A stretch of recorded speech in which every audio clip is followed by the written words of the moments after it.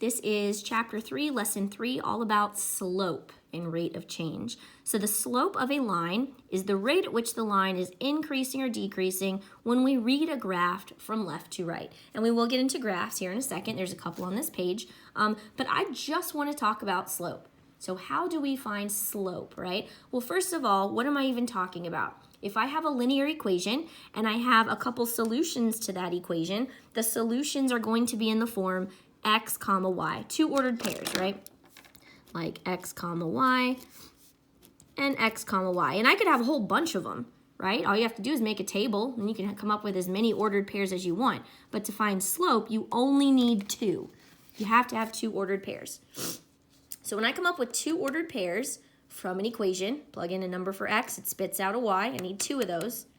I can find slope using this little area right here. So slope is when we graph our line, the rise over the run. How much is it changing up and down? How much is it changing side to side, right? So rise is the change in the y value. Y, the y-axis goes up and down, so that's how we measure our up and down movement.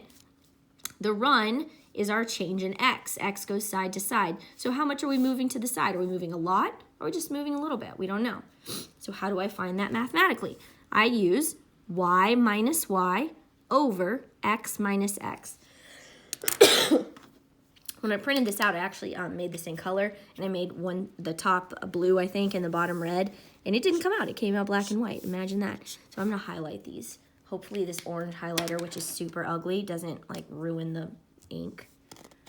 Yeah, it kind of does. That's okay though. All right, so rise over run. So our y's go on top and our x's go on the bottom. Excuse me. The biggest mistake that I see kids make when they first talk about slope, and you should have seen this in middle school, so this shouldn't be brand new to you, but if it is, that's okay. If you forgot or didn't remember, it's fine. But y has to go on top. Everybody wants to put x on top and y on the bottom, okay? You will get the slope wrong if you do that. Even if your math is correct, if your x's are on top and your y's on the bottom, it's going to be wrong.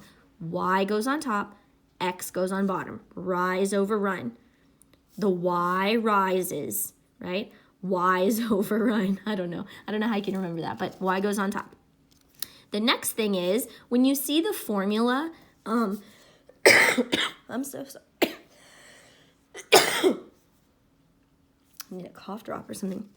When you see the formula in a textbook, it actually looks like this: y2 minus y1 over x2 minus x1. Because it numbers the ordered pairs that you're using. It says, okay, well, the first ordered pair is x1, y1, and the second ordered pair is x2, y2. And I'm telling you right now, that doesn't matter. Forget those little ones and twos. You do not need them. They do not matter. And I'll show you what I mean.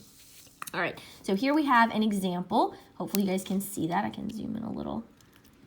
I think you can see it fine. Okay, so we're going to find the slope when we have two ordered pairs, which are 2, 5, and 1, 7, right? And our y's are going to be in yellow. Y is always the second number in an ordered pair. And the x's I'm going to make in orange, and I hope you can read them because the orange is kind of dark. X's are always the first number in an ordered pair. So x, y, x, y. Okay, so here's our slope. Y minus y over x minus x. Y's go on top. X's go on bottom. And I'm going to solve this two different ways. It's already written out for you. I already solved it one way.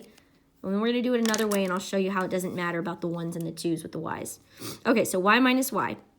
I've got two ordered pairs. Here they started with 7. So they did 7 minus 5, y minus y, 7 minus 5, over 1 minus 2, x minus x.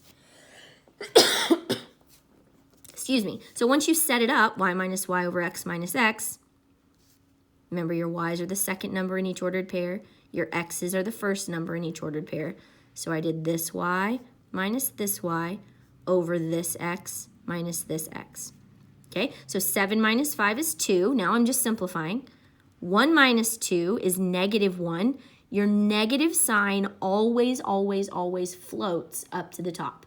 When we're talking about slope, negative sign always floats to the top. So from here to here, all we did was change our negative sign, right? It started off on the bottom, we floated it up to the top. And then any number over 1 is just that number, right? You can take the 1 on the bottom off. So negative 2 over 1 is the same as negative 2. So our slope is negative 2, which means our graph, when we read it from left to right, which is this direction, it's going to be going down 2 over 1. Rise over run, down 2 over 1. That's all it's telling us, okay? So here's what I want to show you. It does not matter which y you start with first on top, right? We started with 7 here. I had a 7 and a 5. If I had started with 5, I would get the exact same answer at the end. So I'm going to do 5 minus 7. I'm going to switch it up. The only rule is whatever y you start with on top, you have to start with its partner x first on the bottom. So here, we started with 7 on top, so we started with its partner 1 on the bottom, right? 7 and 1. If I'm going to start with 5 on top, I have to start with the 2 on the bottom. That's the only rule. It doesn't matter which one you start with on top, but whatever one you start with on top, you got to start with its partner on the bottom. Okay, 5 minus 7 is negative 2. 2 minus 1 is 1. And negative 2 over 1 is just negative 2. Get the exact same answer. So it does not matter which y goes first. But whatever y goes first on top, you have to use its partner first on bottom. Okay, so let's do a few of these slope problems. Okay, so we're looking at this graph, first of all. Remember, we read a graph from left.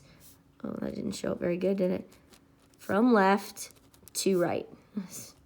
The L ran into the arrow.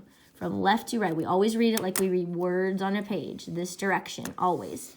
So does it look like this line is going up or down? If you were here on a roller coaster and you started going forward, are you going up or down? You're going down, right? When we look at slope, we look at rise over run. So to get from one point on our line to the next point on our line, first thing we have to do is go up or down.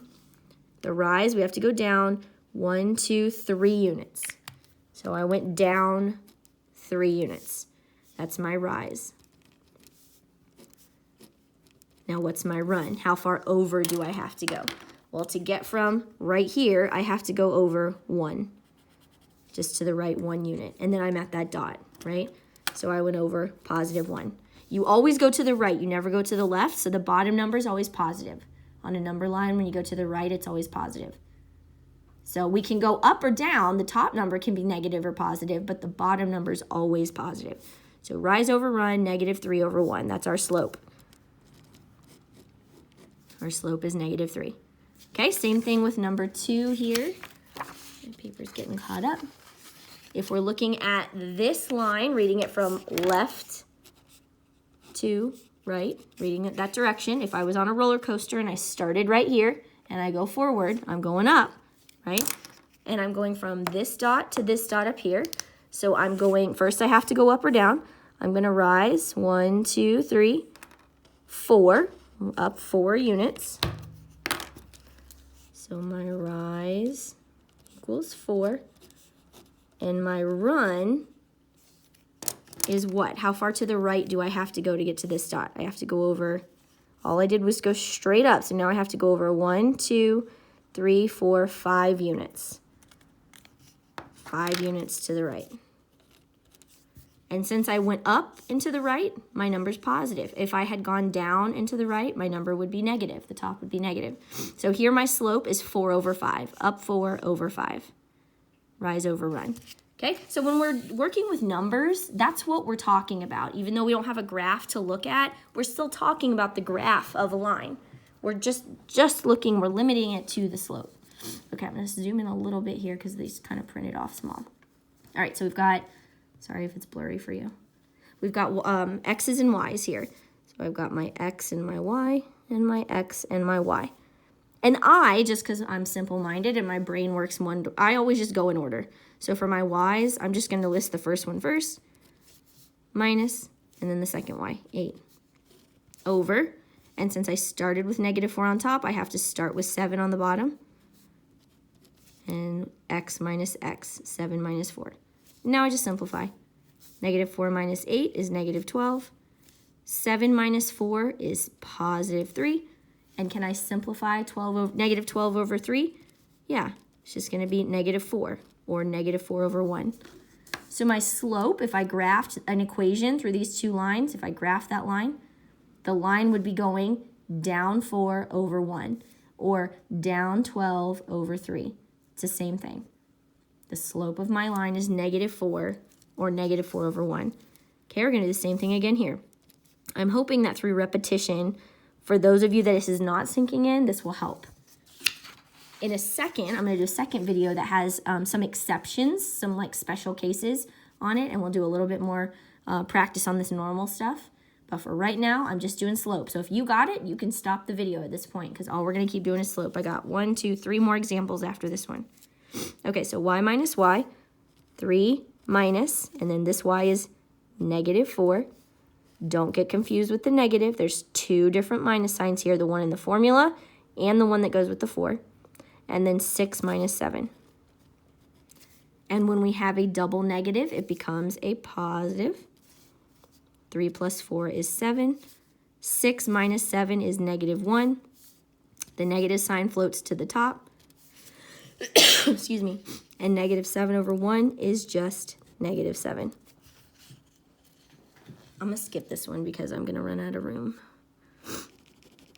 Excuse me. I had another one here to do with you, but I'm going to run out of room. I don't have enough room. Okay, 2 more. 3, 9, negative 2, 8. Man, that's blurry. Hope you guys can see that okay. Here's my x, here's my y, here's my x, here's my y. Y minus y, 9 minus 8 over x minus x, 3 minus negative 2. When I have minus a negative, it becomes a plus. 9 minus 8 is 1. 3 plus 2 is 5. And I cannot simplify that, so that is my slope. So if I were to graph a line that had this slope, it would be going up 1 over 5 repeatedly. Okay, number 7. Last one I'm going to do. I skipped number 5, I think. That's okay. Now I've got these lovely fractions. I know how much you guys love fractions. It printed really small, so it's kind of blurry, but that's okay. We're going to treat them exactly like numbers, so do not freak out yet. Everything we're going to do to begin with is exactly the same. So I have my x and my y. Didn't look like a y. All right, so I'm going to do y minus y.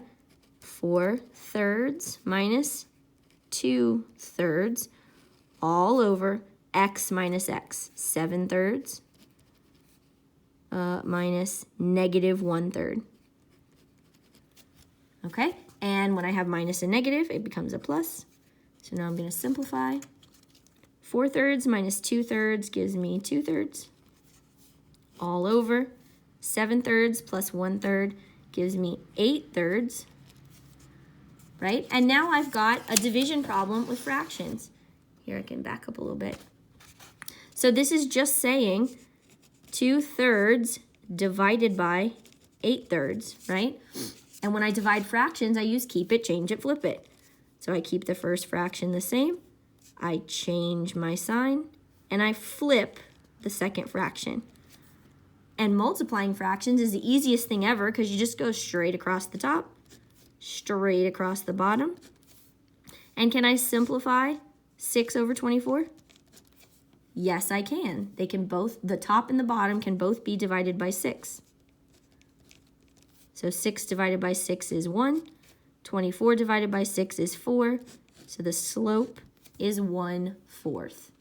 Okay, if you've got questions, let me know.